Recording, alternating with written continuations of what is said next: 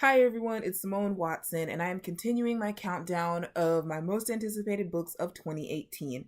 So far, I have done numbers 61 through 51 and numbers 50 through 41, so as you can imagine, my excitement level is just building as I get closer to the top. So today I will be doing numbers 40 through 31. Without further ado, number 40 is The Poet X by Elizabeth Acevedo, and this will be out March 6th.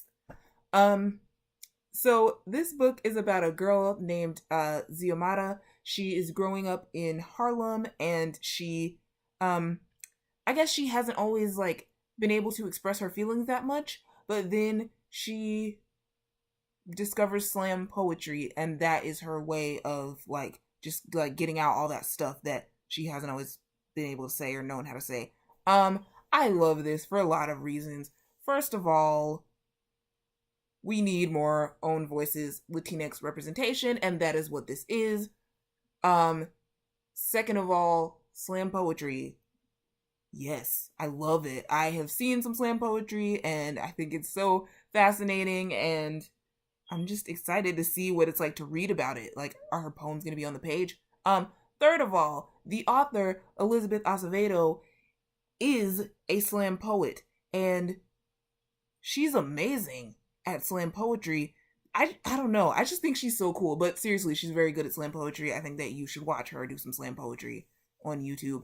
And so I'm excited to see how her way with words and slam poetry is going to translate to novel writing. And I am excited to see how her love of slam poetry itself is going to inform her writing about that topic. So yeah, that's awesome. Okay.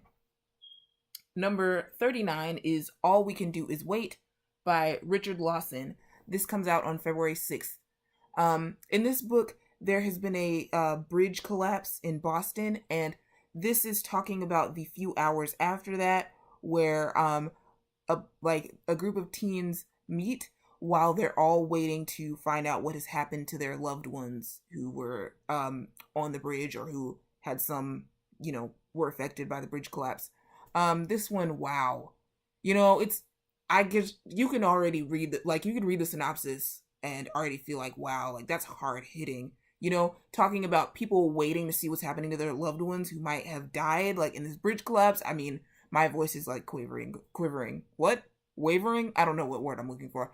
But yes, I just think that's going to be hard hitting and amazing. So, number 38 is Everywhere You Want to Be by Christina June, and this will be out May 1st. So, this is about a girl named, Matilda. And this is what makes me very, very excited. She is a contemporary dancer. I feel like I haven't seen a lot of books about contemporary dancers. You definitely get books about ballet dancers. But contemporary, not so much. And contemporary is one of the most popular styles until you think you can dance. That's what it seems like. So I'm excited to see what's gonna happen in this book. Anyway, she's a contemporary dancer and she's about to go to college. In the summer before college, she wants to spend in New York with a dance troupe, but her mother says you can only spend the summer with this dance troupe if after that you give up dancing and go to college. And she's like, okay. But then once she's there with the dance troupe, how do we know if she really wants to give it up after the summer? You know what I'm saying? It's like, I think that she's definitely going to have this conflict with that decision. Plus there is some competition involved, and yeah, lots of competition stories happening next year, and I'm excited for those. Okay. So that was a thumbs up. I don't know if that made sense. Okay. Number 37 is The Loneliest Girl in the Universe by Lauren James, and it will be out September 7th. This is like an email only romance between a girl and a guy. I think the girl is on a spaceship by herself. Like, there's no one else on this spaceship who's alive, and the guy is on a planet. I don't know. I don't know if it's Earth. I think it's another planet. So their romance is only through email, and it's like, oh. But then I think something is gonna change about things. So I don't know too many details, but it just sounds very, very intriguing to me. Number 36. Oh my gosh, this one makes me laugh. Number 36 is Notes on My Captivity by Kathy Parks. This will be out July 10th. So, Notes for My Captivity is about this girl. Her name is Adrian, and she wants to be a journalist. Her stepfather believes that there's this like hermit family living in the Siberian wilderness. But she's like, yeah, right. Like, she doesn't believe that. But she goes there anyway because she wants to get this great story as a journalist. And it turns out that family does exist, and they take her captive. So, this is one where it's interesting because the tone of the synopsis makes it sound kind of light, but it also sounds kind of dark because she's being held captive. So, I'm interested to see how these kind of two things are going to be juxtaposed in the novel. And yeah, the way it was described just seemed a little funny because it was ironic, you know? So, yeah. I'm interested to see what's gonna happen there. Then number 35. Oh my gosh, you guys, number 35. Okay, number 35. Okay, is Pitch Dark by Courtney Alameda. This will be out February 20th. I have 2 words for you. Well, that looked like 2 plus 2. I have 2 words for you. Space pirates. Has that sunk into you guys? This is about space pirates, and it's just so cool. So, it's about a guy named Tuck and a girl named... What is the girl's name? I'm sorry.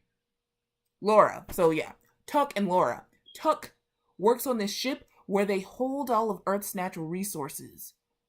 I don't even fully understand that, but that sounds so cool. And then Laura comes from a family of...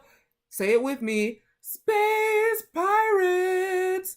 And she comes in. Basically, she and Tuck, even though they're like on different kind of teams, sort of, they have to team up to fight against, hold on a second, aliens who can kill with sound. What?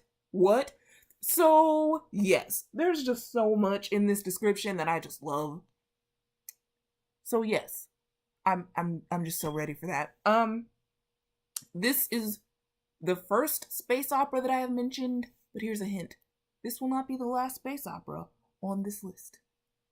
Okay, so number 34. Ooh, this is another one that has a lot of things that appeal to me. This is The Art of French Kissing by Brianna R. Shrum, and this will be out June 5th.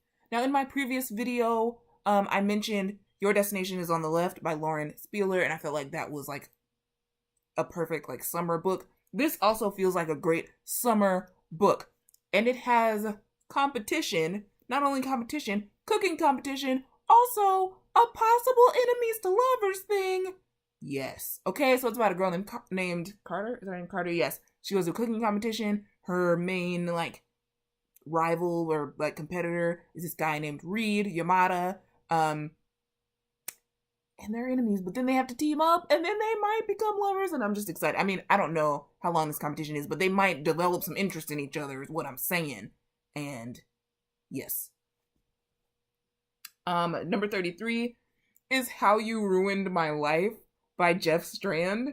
This comes out April 1st. I just want to laugh thinking about this book. First of all, this guy, Jeff Strand, this author, Jeff Strand, I'm not familiar with him, but I went and looked on his, like, Goodreads. Some of his books, like, the synopses made me laugh. For some of them, the titles make me laugh. So, the fact that this is a guy whose books make me laugh without even having read them, I feel like that says something, even though, of course, he might not be the person who wrote the synopses, but anyway, I feel like that says something, because he has these funny concepts.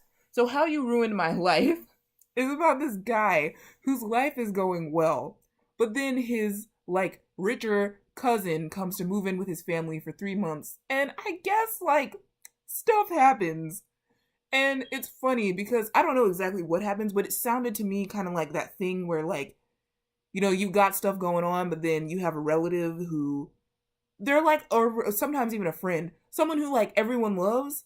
They're not like a bad person, but you get frustrated because you feel like, I don't know, you feel like they're like moving in on your life, and like everyone is gravitating toward them, and just all these kinds of things that happen, and you're like conflicted because you love the person, but it's also like, dang, you know. So anyway, this just sounds awesome, because if this really is about that feeling, I think it's gonna be really relatable.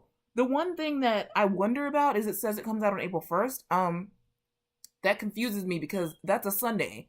And books in the US usually come out on Tuesday. So I don't know. That's just what it says on Goodreads. So I don't know. Number 32 is In Every Moment We Are Still Alive by Tom Malmquist, I think, and this comes out February 6th. Now, I talked about All We Can Do Is Wait, where I was like, wow, this synopsis is hard hitting. And I like almost was moved to tears there. Almost, like sort of close.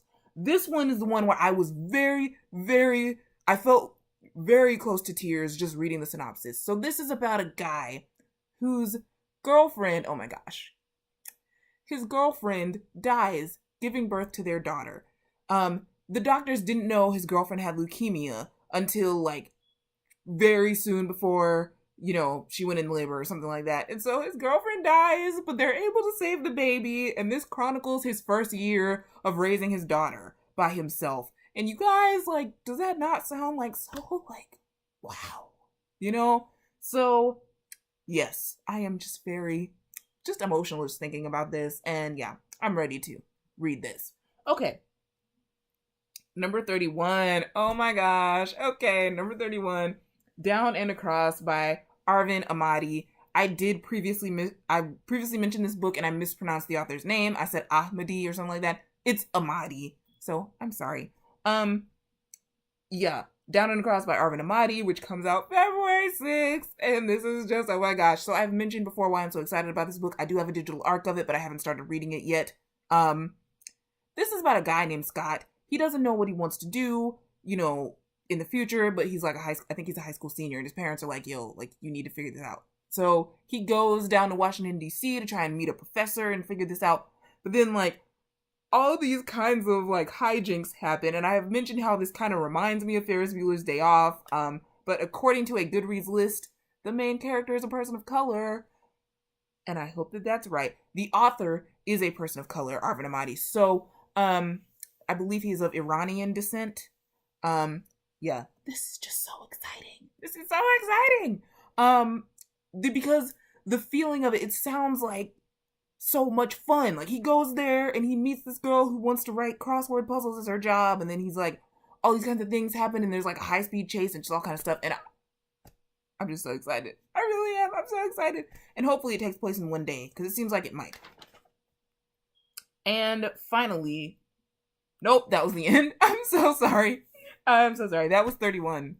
So we're not going to go to 30 until the next video. Yay, suspense. Okay, thank you guys so much for watching, and please let me know if you are excited for any of these books, or, yeah, if you've read them already, if you have arcs of them or anything.